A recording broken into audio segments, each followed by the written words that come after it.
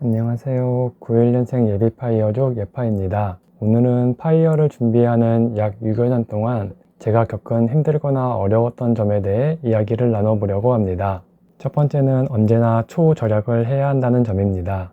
이전 영상에서 말씀드렸다시피 저는 최소한의 생활비로 지내고 있습니다. 주거비, 공과금은 각자 처한 환경마다 다 다르니까 빼더라도 저는 용돈과 데이트 비용으로 한 달에 30에서 50만 원만 사용하고 있습니다.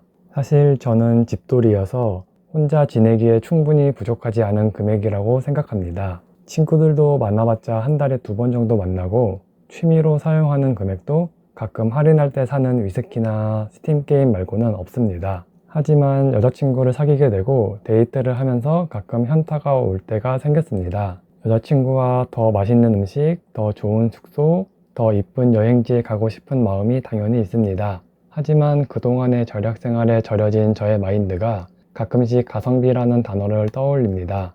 두 가지 선택을 비교할 때 과연 이 금액 차이가 이 정도의 가치가 있는 것일까?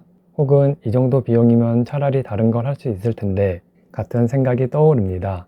그래도 데이트는 저 혼자 돈을 내는 것이 아니고 여자친구도 흥청망청 쓰는 게 아닌 본인만의 확고한 기준으로 소비를 하고 있기에 존중하고 저도 거기에 최대한 맞춰주고 있습니다.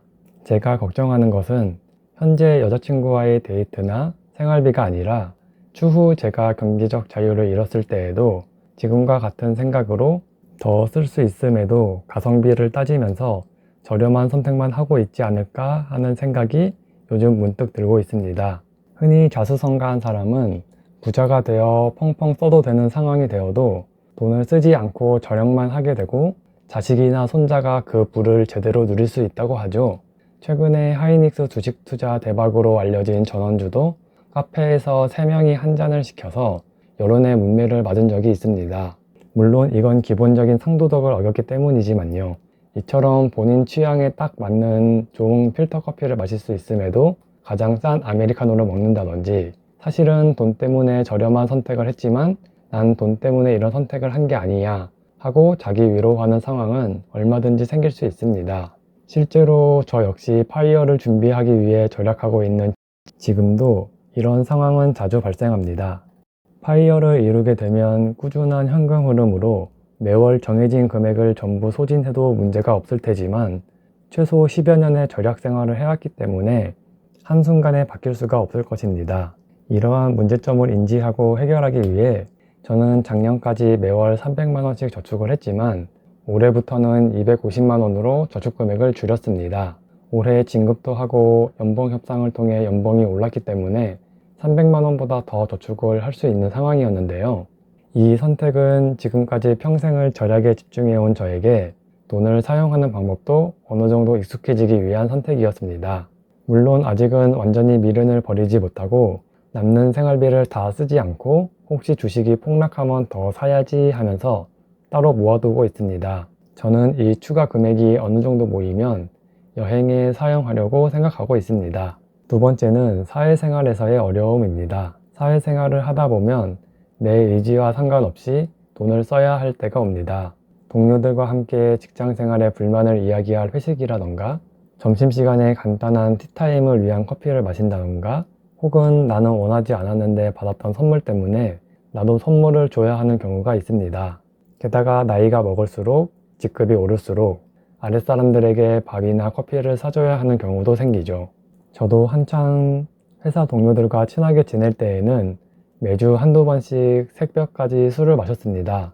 그나마 다행이었던 건 당시에는 비슷한 직급들끼리 마신 거라 제가 사주는 경우는 거의 없었습니다. 또 회사가 여초회사라 직원들이 전부 모여서 점심마다 커피 배달을 시키거나 회사 매점에서 음료수를 시킨 뒤 산책을 즐기는 분위기였는데요. 저는 달달한 음료를 굳이 제 돈 주고 사 먹지 않는 스타일이라 항상 아메리카노나 콜드브루를 먹는데 회사 탕비실에 가면 공짜로 먹을 수 있는 아메리카노를 돈 주고 사 먹는 게 참 아깝더라고요.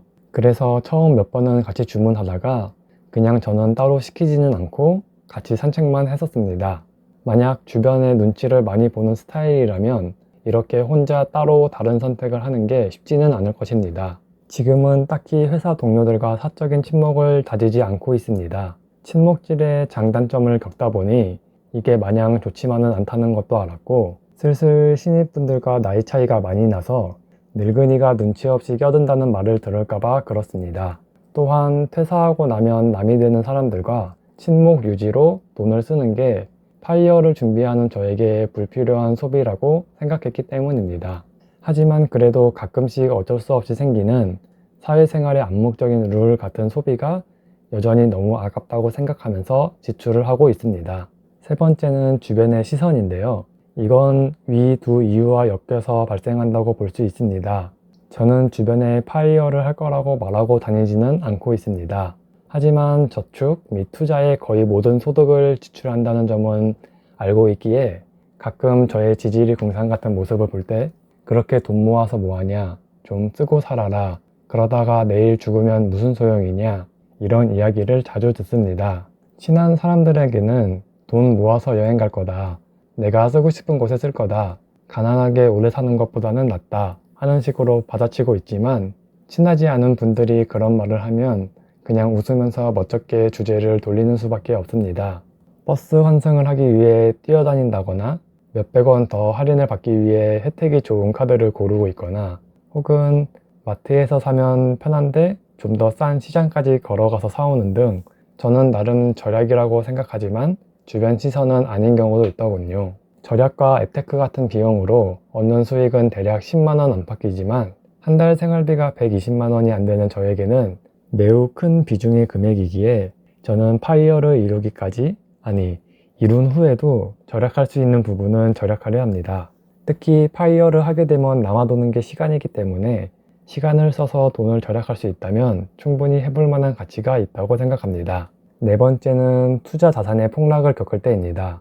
특히나 저는 대부분의 자산을 주식 투자를 하고 있고 레버리지 비율이 높아서 더 크게 와닿는 부분입니다. 폭락장이 왔을 때 내가 아무리 계획을 짜고 현금을 준비하고 있더라도 급격히 줄어드는 자산을 보면 내가 왜 이렇게 아둥바둥 살고 있지? 그 돈으로 뭘 했으면 안 아까울 텐데 하는 생각을 저절로 하게 됩니다. 특히나 최근 하락장에서 2억 가까이 자산이 감소하니까 들었던 생각은 이 돈이면 외제차를 사고도 돈이 남았을 텐데 하는 생각이 들었습니다. 특히 가지고 있는 현금이 없거나 다 써버렸을 때 더 크게 느끼는데요. 이게 문제가 그냥 주식시장이 폭락했구나 하고 대응하면 되는데 저의 현실 세계에 영향을 끼친다는 겁니다. 다른 때 같으면 그냥 넘어갈 일도 괜히 화를 내거나 짜증을 내게 되고 본업에 집중을 못하고 하루 종일 주식창을 본다거나 하는 식으로요. 이건 꼭 파이어를 준비하는 이유로 발생하는 건 아닙니다만 결국 파이어를 위한 자산 증식을 위해서는 초고소득자가 아닌 이상 위험 자산에 투자를 할 수밖에 없기에 동반되는 불편한 점이라고 생각합니다. 대신 이 상황에 대한 해결책은 있습니다. 높은 비중의 현금 비율과 몇 번의 폭락장 경험만이 폭락장을 견딜 수 있는 힘이 듭니다. 그리고 반대로 말하면 몇 번의 폭락장에서 살아남아야 경험이 쌓이므로 폭락장을 견딜 수 있는 포트폴리오가 반드시 중요하다고 생각합니다. 이러한 포트폴리오에 대해서는 나중에 다른 영상으로 찾아뵙도록 하겠습니다.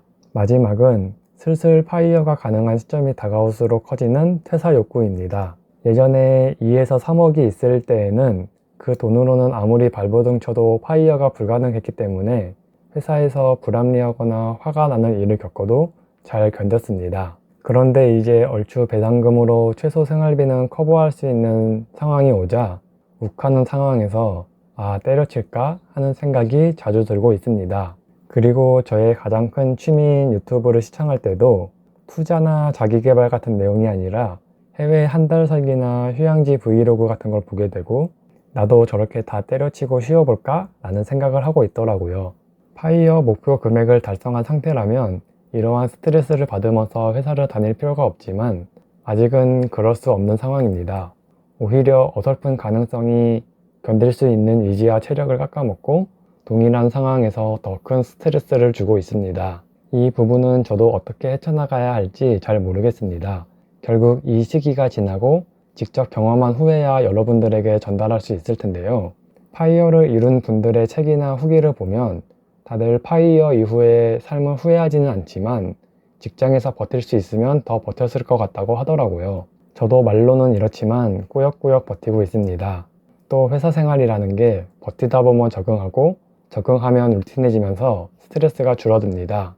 저도 회사 변화기에 생겼던 스트레스는 이제는 적응해서 그런지 그저 그런 상태로 돌아왔습니다. 사실 유튜브를 시작하게 된 이유 중 하나도 집에 와서까지 맨날 회사를 때려칠까 생각하고 있어서 다른 집중할 수 있는 프로젝트를 하려는 이유도 있었습니다. 아마 파이어를 꿈꾸는 대부분의 분들은 현재에 무언가 불만이 있어서 혹은 더 나은 삶의 가치를 위해서 파이어라는 꿈을 꾸고 있을 텐데요. 다들 순간적으로 욱해서 계획과 다르게 중간에 파이어를 하기보다는 처음 생각했던 목표를 달성한 이후에 파이어를 할 수 있으면 좋겠습니다. 지금까지 91년생 1위 파이어족 예파였습니다. 감사합니다.